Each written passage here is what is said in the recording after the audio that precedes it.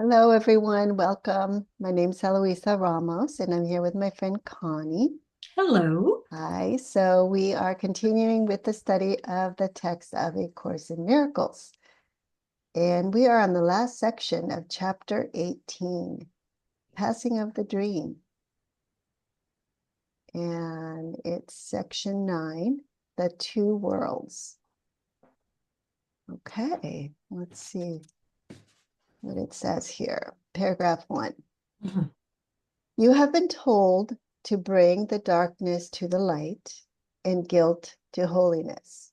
And you have also been told that error must be corrected at its source.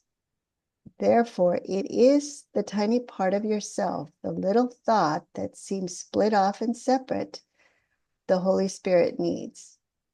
The rest is fully in God's keeping and needs no guide. Yet this wild and delusional thought needs help because in its delusions, it thinks it is the Son of God, whole and omnipotent, sole ruler of the kingdom. It's set apart to, tyrannize by madness into obedience and slavery. Oh boy. Okay, this is the little part you think you stole from heaven. Give it back to heaven. Heaven has not lost it, but you have lost sight of heaven. Let the Holy Spirit remove it from the withered kingdom in which you set it off, surrounded by darkness, guarded by attack, and reinforced by hate. Within its barricades is still a tiny segment of the Son of God, complete and holy, serene and unaware of what you think surrounds it. Okay. Okay, so this is the sort of the, the basics of the healing of the mind. So it's about bringing the darkness to the light and the guilt to the holiness. So we are willing to look at the error so that it can be corrected at its source. So when we look at the error, we're actually looking at our own thoughts. We're looking at our own beliefs. We're looking at our own misperceptions. Or, I mean, at first they don't seem like misperceptions, okay, but there's something off because we're not happy. So any problem that is not perfect peace and happiness is an error, basically. And it needs correction. So it is this tiny part of yourself, that little thought that seems split off and separate, that the Holy Spirit needs. So the thought of separation, it's a belief that we are that thought and that we are no longer part of our Creator. So and that's why it's an error, because it's not true. So it's basically, a fantasy. So yet, like, that's line 5, this wild and delusional thought needs help because it thinks it is the Son of God, whole and omnipotent, sole ruler of the kingdom. It's set apart to tyrannize by madness into obedience and slavery. What does that mean? Tyrannize by madness into obedience. And I slavery. understand the slavery, Yes. but Yeah, well, obedience would be You can think of it as a parent warning their child, okay, Mm-hmm. you better do as I say. You better remember to do as I say, or, there's consequences, Mm. So it's the idea of um, it's basically the idea of inequality, okay, because to rule a kingdom with tyranny, okay, which is madness, Mm-hmm.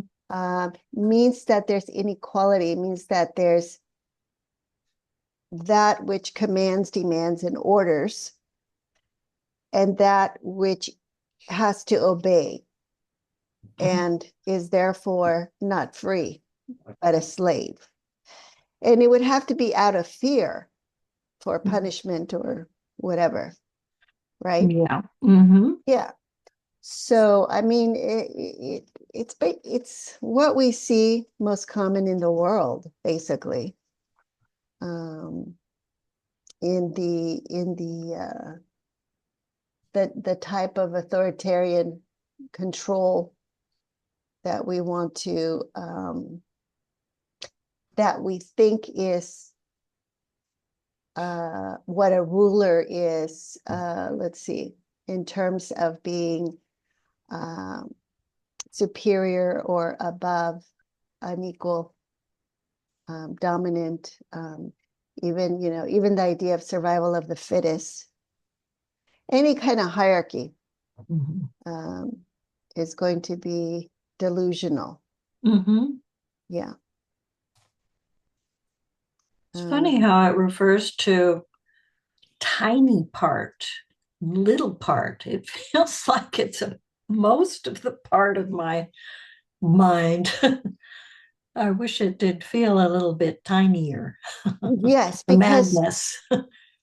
that's a delusion of grandeur. See, in its delusion, Oh, yeah, it interesting. thinks it is the Son of God, whole and omnipotent. Yeah, okay, that's why it seems so big. Yeah, Interesting. yeah. Okay, gotcha. Well, that's humbling. Very good, which is a good thing. Okay. It's a All good thing. right. Yeah, that's a good thing. Huh. Okay. Okay, number two. Be you not separate, for the one who does surround it has brought union to you, returning your little offering of darkness to the eternal light. How is this done? It is extremely simple, being based on what this little kingdom really is. The barren sands, the darkness, and the lifelessness are seen only through the body's eyes. Its bleak sight is distorted, and the messages it transmits to you who made it to limit your awareness are little and limited, and so fragmented they are meaningless.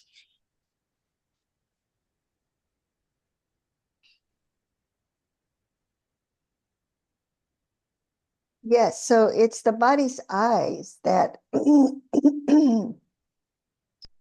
let's see, that basically don't see reality because the body's eyes are the ones that would focus on differences and therefore on comparison and judgment and evaluation. And it would then order things in a hierarchy, which would be inequality. Yeah. Yeah. So, I mean, all of creation is equal because there is no hierarchy. It's just one self, one Son of God. Once you split it up into bodies, the body's eyes then see individual bodies that can then be compared and evaluated and judged. And then we make up this whole idea of a hierarchy that's not there, just seems to be Mm-hmm. there. And then we Mm-hmm. base all our behavior on that. All of our social norms, all etiquette, rules of etiquette, all of that. So, but the point here in line 5 is that it's so fragmented that it's all meaningless because it's all interpretation, it's all individual interpretation. And so therefore it's all just relative opinion. Yeah. Individual, subjective, yeah, opinion based on my own past learning. So it's like a filter. The body sides are really just like a filter. And so, we're looking at an event, but we all have different ways of looking at it. Yeah. Uh-huh. Yeah, for sure. Yeah. Okay, number 3. From the world of bodies made by insanity, insane messages seem to be returned to the mind that made it. And these messages bear witness to this world, pronouncing it as true. For you sent forth these messengers to bring this back to you.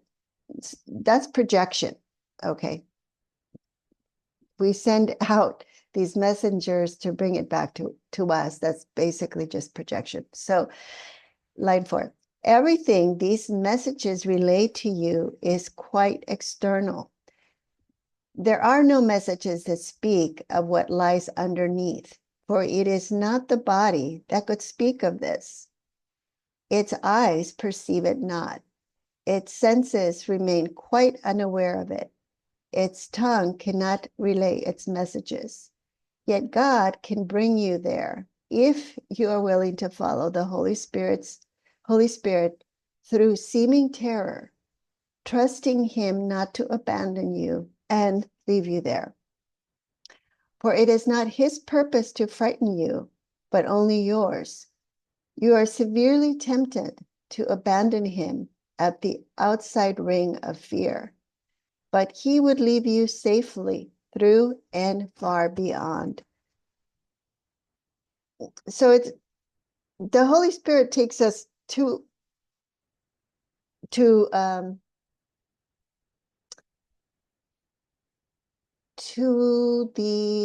our mind and beyond the body's what the body's eyes perceive. So we're basically looking at what is underneath what we're used to seeing, which is form. And yeah, there's a lot of fear there through seeming terror.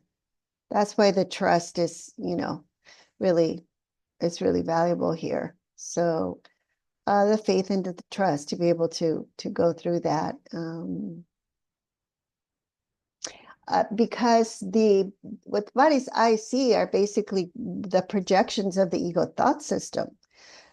So it's not really seeing anything other than the very beliefs that we are protecting, the belief in separation. So to see beyond the belief in separation to the oneness, we have to be able to go past all of the that world that is projected out as the ego thought system.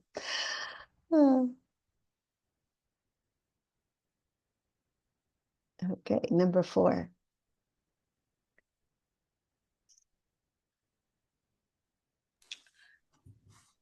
The circle of fear.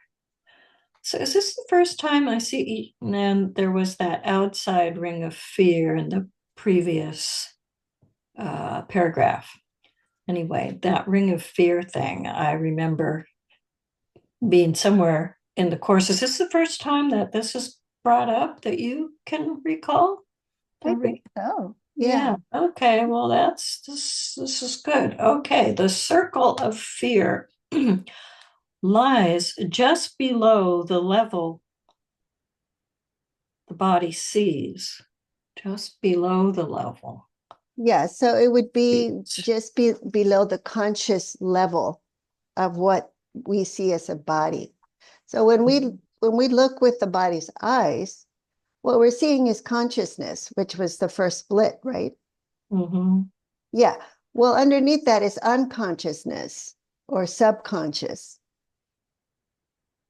So the fear is because the projection of what the body's eyes see, which is a world of separation, is basically a projection of fear. The foundation for that projection is all fear. So as we go deeper into the mind, the first thing that we're going to come to is that fear. That's the foundation of the ego thought system.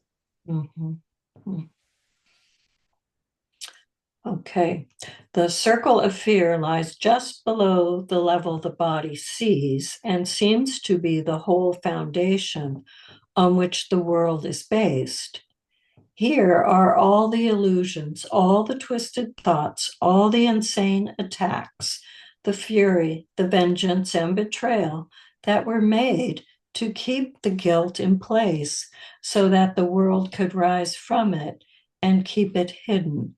Its shadow rises to the surface enough to hold its most external manifestations in darkness and to bring despair and loneliness to it and keep it joyless. Yet its intensity is veiled by its heavy coverings and kept apart from what was made to keep it hidden. The body cannot see this, for the body arose from this for its protection, which depends on keeping it not seen. The body's eyes will never look on it, yet they will see what it dictates. Yeah, so that's the level of beliefs, the ego thought system, the belief level. So the body cannot see the ego thoughts, the ego thought system, because the body is a projection. It's an effect of the ego thoughts. um, Mm-hmm. and it's protecting the belief in separation. It's protecting that belief level. Yeah. Mm. But the body size will see what it dictates. That's the dictator, because the body only follows instructions from the ego thought system or guidance from the Holy Spirit, because it's an instrument of communication Mm-hmm. for the mind. Yeah. Okay, number 5. The body will remain guilt's messenger and will act as it directs as long as you believe that guilt is real. Mm. For the reality of guilt is the illusion that seems to make it heavy and opaque, impenetrable, and a real foundation for the ego's thought system. Its thinness and transparency are not apparent until you see the light behind it. And then you see it is a fragile veil before the light.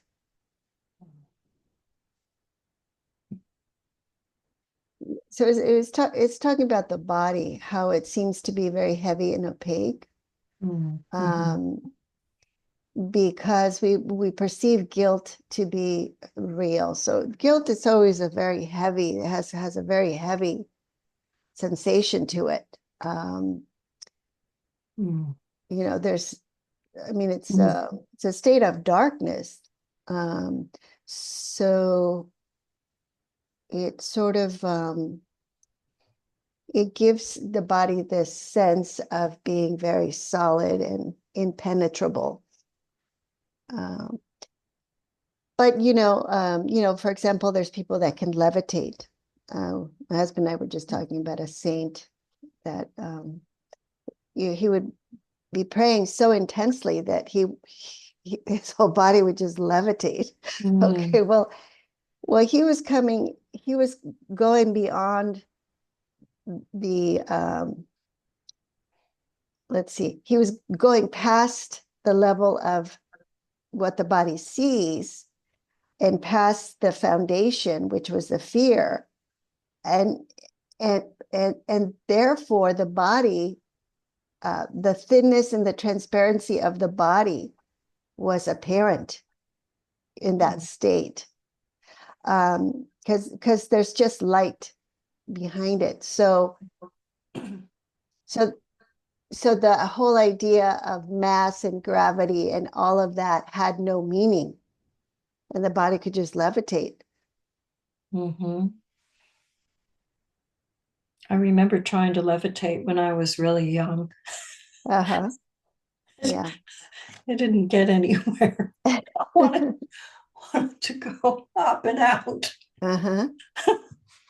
Oh yeah, Okay. but I don't think it's out. I think it's just doing this. It's going in. It's an inner state where you go past the idea of the body and the guilt. But the body, the body does actually, with some of these people who do this, the body does. It levitates because there's nothing really there that's solid. It's just a projection. So it's an image. It's just an image. That's really something to ponder. Yeah. Okay. Yeah. This heavy seeming barrier, this artificial floor that looks like rock, is like a bank of low dark clouds that seem to be a solid wall before the sun. Its impenetrable appearance is wholly an illusion. It gives way softly to the mountain tops that rise above it and has no power at all to hold back anyone willing to climb above it and see the sun. It is not strong enough to stop a button's fall nor hold a feather. Nothing can rest upon it, for it is but an illusion of a foundation. Try but to touch it, and it disappears. Attempt to grasp it, and your hands hold nothing.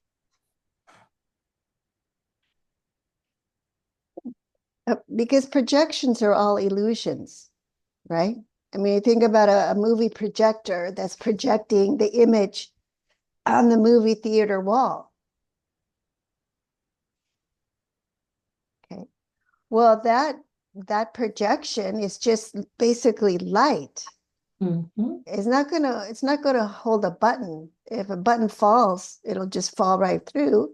Mm-hmm. It's not gonna hold a feather because it's just a projection of light. And it's not even really light. We just think it's light. It's actually a projection of darkness, which is not easy to wrap our head around that.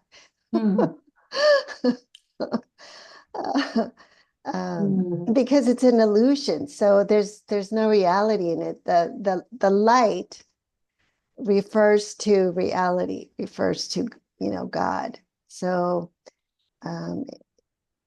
it's nothing for that reason, that it's not coming from God.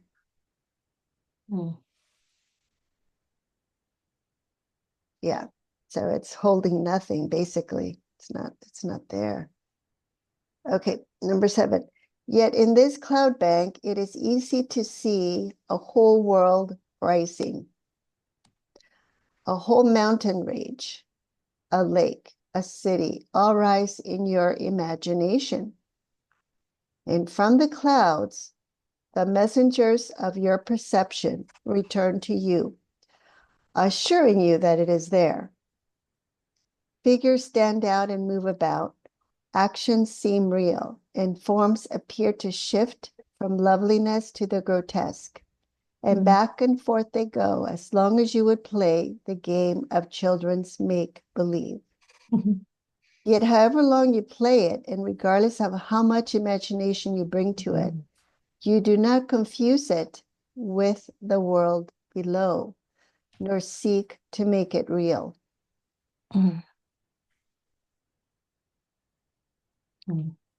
Yeah, so it's basically all just imagination. It's a projection, is imagination.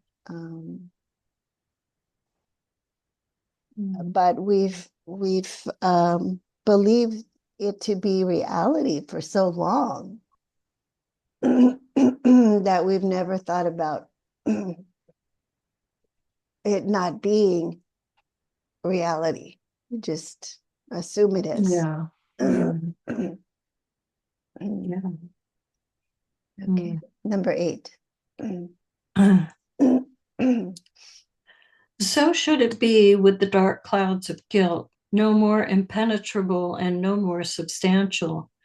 You will not bruise yourself against them in traveling through. Let your guide teach you their unsubstantial nature as he leads you past them, for beneath them is a world of light, whereon they cast no shadows.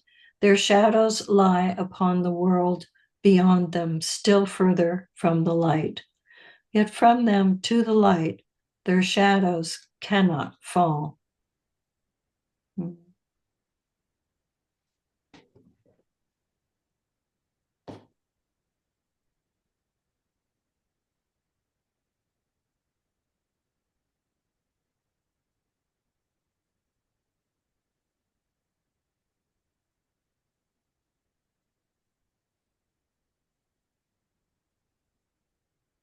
Yeah, so the forgiveness process is helping us to recognize that guilt does not have is not of a substantial nature.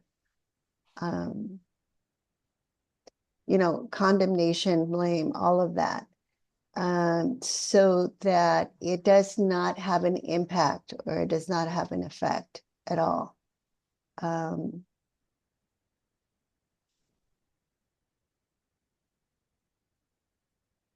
So the light beneath them would be, what would the radiance within would shine through, and none of that darkness or shadows could really have any effect. Mm. Yeah. Okay. Number 9. This world of light, this circle of brightness is the real world, where guilt meets with forgiveness. Mm. Here, the world outside is seen anew, without the shadow of guilt upon it. Here are you forgiven, for here you have forgiven everyone. Here is the new perception, where everything is bright and shining with innocence, washed in the waters of forgiveness and cleansed of every evil thought you laid upon it. Here there is no attack upon the Son of God, and you are welcome. Here is your innocence waiting to clothe you and protect you and make you ready for the final step in the journey inward. Here are the dark and heavy garments of guilt laid by and gently replaced by purity and love.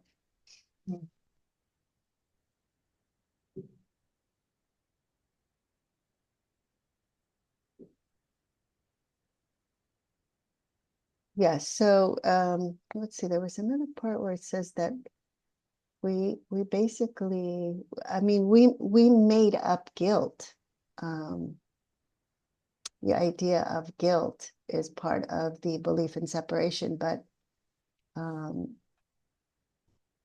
the forgiveness is the way to undo it, because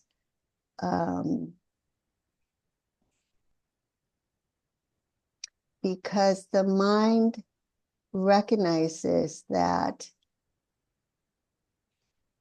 what my that let's see, that there is no attack, basically. So anytime there's guilt, there's some type of attack. We believe that Mm-hmm. we've attacked or someone's attacked, and we need to defend and protect, or vice versa, or whatever. And obviously in that perception there's separation. There's me Yeah. and you, and Yeah. So so the mind that's going deeper recognizes that there's just one self. So my brother never does anything to me because it's my own experience that I am projecting. So it's always my mind that's doing it. So I'm always doing it to myself. So projection of guilt is really meaningless. That's why it's always repressed, because it can't leave the mind. Because the external world is part of our mind. It's not separate from our mind.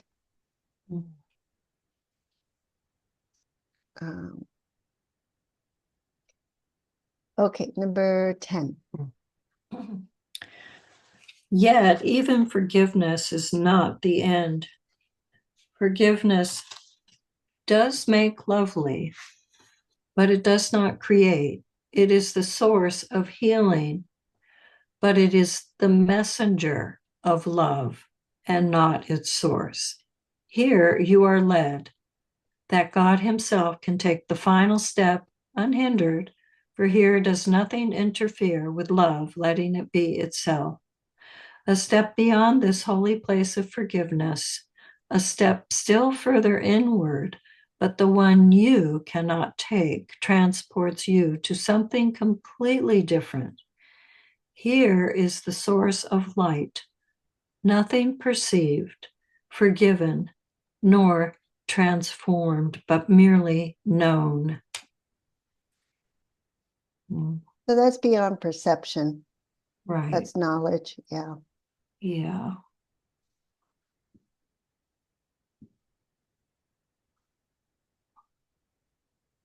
We can only go so far.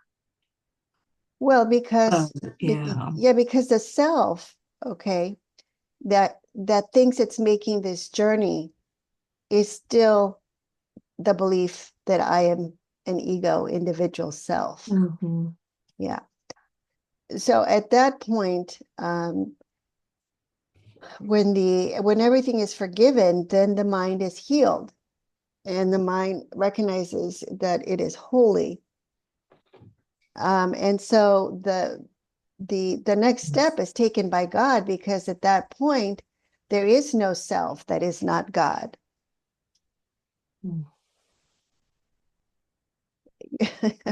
It's no differentiation. We stop projecting the separation. So now it's God that takes the last step, because that's all there is. That's it. Mm-hmm. Yeah. Okay, number 11. Are you getting close? Don't Well, go yet. we can't measure it. How do we measure it? Oh, well, I think you know if you're in it constantly. Well, I think it's revelation. Yeah. It's that experience of revelation. All the time. Well, it doesn't have to be all the time, but it's definitely this experience of light. See where it says, where was it? Light. Oh, that was back a couple paragraphs. Yeah, it's a world of light. Paragraph 9. Yeah. This world of light, this circle of brightness is the real world. Yeah. So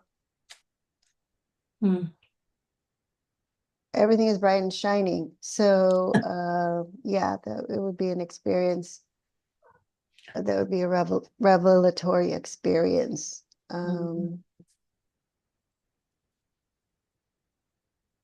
Okay, so forgiveness is not the end. So let's read 11.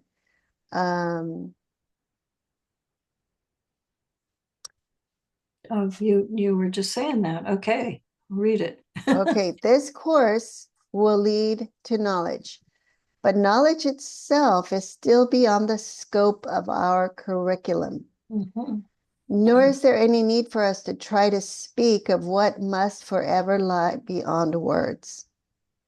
We need remember only that whoever attains the real world, beyond which learning cannot go, will go beyond it, but in a different way. Where learning ends, there God begins. For learning ends before him who is complete, where he begins, and where there is no end. It is not for us to dwell on what cannot be attained. There's too much to learn. The readiness for knowledge still must be attained. Yeah, so the healing of the mind is our primary work. On earth we heal, and then in heaven we create. So the healing work is really the practice of forgiveness, like paragraph 10 says. See, line 2, forgiveness does make lovely, but it does not create. So on earth we heal, in heaven we create. So the mind is cannot take that last step until it is completely healed. So, and for that we need learning. So learning until there is no more to learn, then that's where God begins, where learning ends. Yeah. Okay, number 12. Well, love is not learned. Its meaning lies within itself. And learning ends when you have recognized all it is not. That is the interference. That is what needs to be undone. Love is not learned because there never was a time in which you knew it not. Learning is useless in the presence of your Creator, whose acknowledgement of you and yours of Him so far transcend all learning that everything you learned is meaningless, replaced forever by the knowledge of love and its one meaning.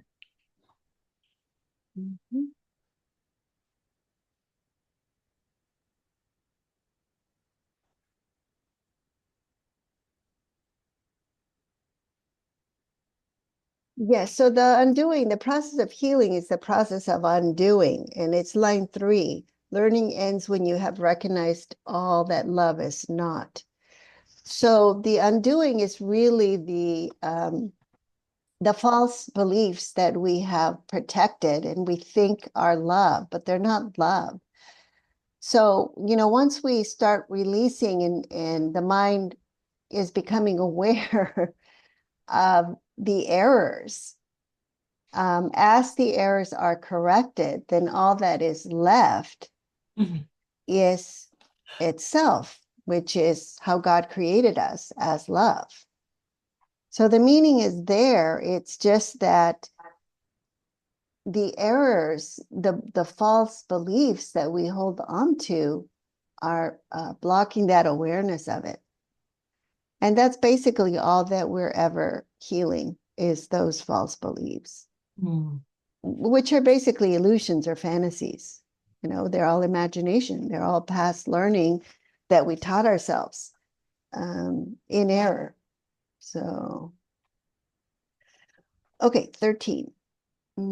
Your relationship with your brother has been uprooted from the world of shadows, and its unholy purpose has been safely brought through the barriers of guilt, washed with forgiveness, and set shining and firmly rooted in the world of light.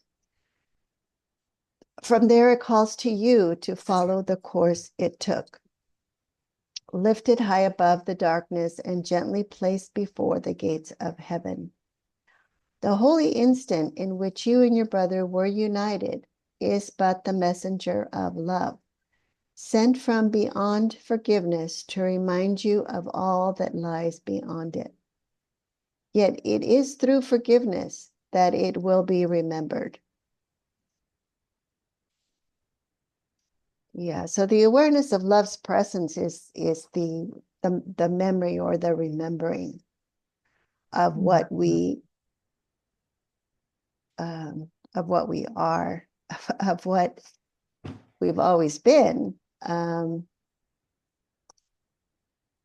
So it's the complete undoing of the ego thought system.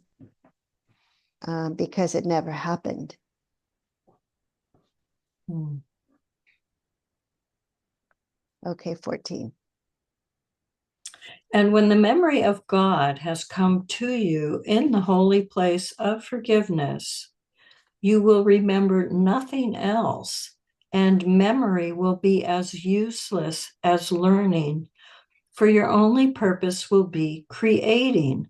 Yet this you cannot know until every perception has been cleansed and purified, and finally removed forever. Forgiveness removes only the untrue, lifting the shadows from the world and carrying it safe and sure within its gentleness to the bright world of new and clean perception.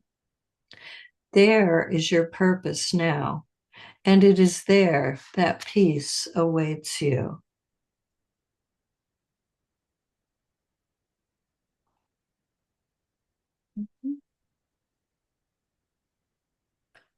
So that's the real world. So that's why, it's the section is the two worlds. Yeah. Mm-hmm. So, what will we be creating? I mean, Well, it's not it's just, it's not creating anything. well, that's just it. Your only purpose will be creating. Yes, but creating is part of knowledge, so it's extension. It's not making things. I know, I know. So It there's no sounds, way to be able to understand that with words because yeah, words refer to things. yeah, Yeah. yeah. And it Well, the sounds course says that we're fun. still creating, okay? That we're still in heaven creating with God because we're one will with God. Right now. We're Right still now, creating with God. yes, we're not aware of our true creations because we still believe that guilt is real. Mm-hmm. So until we let go of the illusions or the errors, we're projecting a world that is not there. And that's what we see with the body's eyes. And that's what we think we are, the body that sees with the body's eyes. So then Yeah, we think we're in time, but we're not really in time. The true self is with God, not in time. So it's beyond time.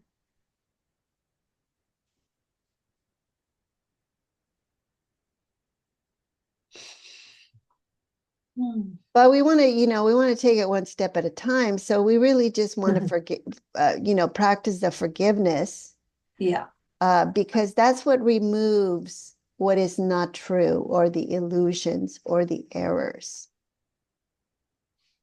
And that's what will carry us to the peace, which is the bright world of new and clean perception or true perception, yeah. which is the healed mind.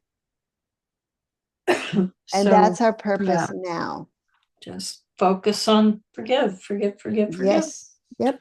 That's right. Yeah, yeah. Mhm. And it is there that peace awaits you. And remember that inner peace is health. Well, yeah. Yeah. So I know what isn't. It's hell. Okay. yeah. Without the health, Yeah, it's hell or pain. health. Exactly. Yeah. Yeah, Yeah. yeah, yeah. Hmm. Peace is lovely. Hmm. Oh, yes. Hmm. And that's why it's called salvation, right? Because there's Yeah. no more hell. No more hell. No. Ah, Salvation from hell. yeah. Hmm. From conflict, from, war, attack, all of that.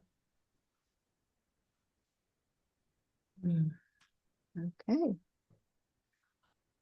Okay, well, that didn't take as long as we thought it was Yeah, we going got to. through it. We Oh, did. good. Okay, Two so worlds. yeah, and then we Oh, new chapter a next new time. chapter, the No, this attainment is of peace, and great. that would follow from what we just read, Yeah, right? of Yeah. course it would. Yeah. Oh, that Okay. sounds good. Hmm. All right. Well, thank Okay. you. Thank you, Connie. Thank Thank you, you. everyone. All right. See you next time. Okay.